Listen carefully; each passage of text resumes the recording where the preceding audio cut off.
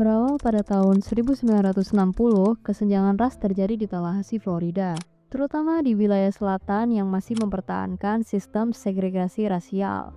Tallahassee sebagai ibu kota Florida mengalami ketegangan rasial yang dipicu oleh kebijakan segregasi di berbagai aspek kehidupan, termasuk pendidikan, transportasi, perumahan, dan hak suara. Inilah premis dari Nickel Boys. Film yang disutradarai oleh Ramal Ross ini dikenal sebagai pendekatan dokumenter dan visual yang puitis. Ia menggunakan teknik sinematografi yang mendalam untuk membuat penonton ikut merasakan penderitaan karakter. Dengan gaya pengambilan gambar sebagai POV sudut pandang dari setiap pemain membuat penonton seolah merasakan perspektif yang dimainkan oleh Elwood dan Turner. Penasaran dengan filmnya? Mari kita telusuri lebih dalam tentang film ini. Berawal pada seorang remaja berusia 16 tahun bernama Elwood Curtis hidup dengan penuh harapan. Dibesarkan oleh neneknya, Heidi, yang bekerja sebagai staff cleaning di suatu hotel. Elwood terinspirasi oleh suatu pemimpin gerakan hak sipil di Amerika Serikat yang memperjuangkan kesetaraan ras, yaitu Martin Luther King Jr. Dan ia bermimpi untuk menjadi bagian dari perubahan besar dalam perjuangan hak-hak yang setara untuk orang ras kulit hitam. Elwood adalah seorang siswa yang cerdas, baik secara akademis maupun dalam perjuangan politik. Suatu hari, ia mendapatkan kesempatan emas untuk kuliah di Universitas Teknik Melvin Griggs yang ditawarkan oleh gurunya. Namun, segalanya berubah dalam sekejap. Suatu hari, Elwood yang tidak bersalah terjebak dalam keadaan yang tidak menguntungkan. Saat ia menumpang mobil untuk pergi ke college, ia tidak mengetahui bahwa kendaraan tersebut adalah hasil curian. Polisi menangkap Elwood tanpa memberikan kesempatan untuk membela diri. Dalam sistem hukum yang tidak adil bagi orang kulit hitam, Elwood dengan cepat dikirim ke Nickel Academy, yaitu sebuah sekolah reformasi yang bertujuan untuk mendidik anak-anak yang dianggap bermasalah.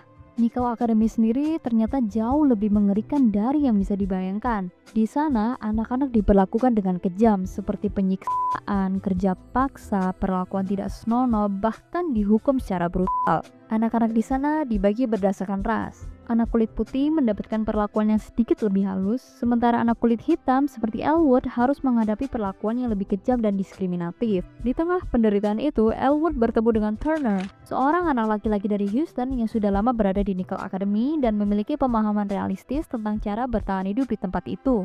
Turner berbeda dari Elwood. Jika Elwood masih percaya pada prinsip moral dan keadilan, justru si Turner ini bersikap pragmatis dan sinis terhadap dunia.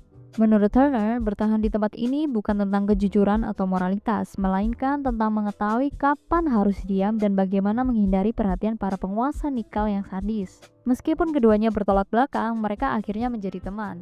Pada suatu hari, Elwood mendapati seorang siswa yang dibully di toilet. Pengawas yang sadis, Mr. Spencer yang berkulit putih, mengetahui akan hal itu, yang akhirnya memberi hukuman kepada Elwood meskipun ia tidak bersalah dan juga pembuli tersebut.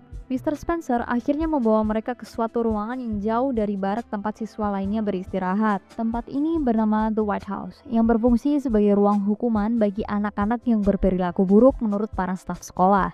Di sana, anak-anak dihukum akan mengalami kekerasan fisik yang mengerikan, termasuk pemukulan brutal dengan ikat pinggang kulit yang diberi pemberat.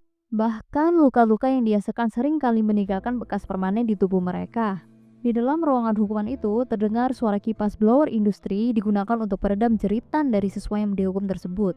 Setelah mengalami banyak penyiksaan dan menyadari bahwa tidak ada keadilan yang bisa ditemukan di sana, Elwood dan Turner mulai merencanakan pelarian. Mereka menyadari bahwa jika mereka tetap tinggal, mereka tidak akan pernah keluar hidup-hidup. Suatu malam, mereka mencoba melarikan diri, tetapi semuanya tidak berjalan sesuai rencana.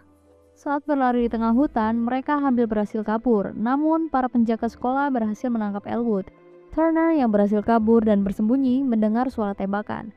Dan ya, Elwood yang tertembak. Tubuhnya dibuang ke kuburan massal bersama anak-anak lain yang telah menjadi korban kekejaman sekolah reformasi itu.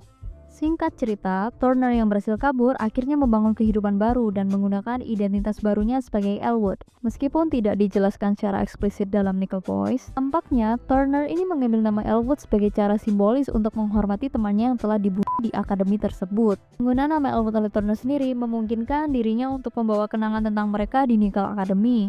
Seolah-olah ia menjalani sisa hidup Elwood sebagai bentuk penghormatan. Tindakan ini menunjukkan bahwa meskipun Nickel Academy telah merampas kebebasan dan nyawa Elwood, mereka tidak bisa menghapus keberadaannya dan pengaruhnya. Dalam beberapa dekade kemudian, penggalian di bekas lokasi Nickel Academy mengungkap keberadaan kuburan massal. membuka kembali kejadian lama dan kebenaran yang telah lama dikubur. Turner yang sekarang hidup dengan identitas Elwood akhirnya menghadapi masa lalunya, menyadari bahwa meskipun ia berhasil melarikan diri, Nickel Academy tetap meninggalkan bekas luka yang tidak akan pernah bisa benar-benar hilang. Ketidakadilan terhadap komunitas kulit hitam bukan hanya cerita dalam film, tapi kenyataan yang masih ada dan terus berulang sampai sekarang. Film Nickel Boys ini sendiri memperlihatkan betapa sistemik dan brutalnya penindasan yang terjadi, bahkan terhadap anak-anak. Menurut kalian, apakah film ini cukup kuat dalam menyampaikan pesannya? Tulis pendapat kalian di komentar, dan jangan lupa like, share, dan subscribe agar nggak ketinggalan review film selanjutnya. Hanya di Ucaplang.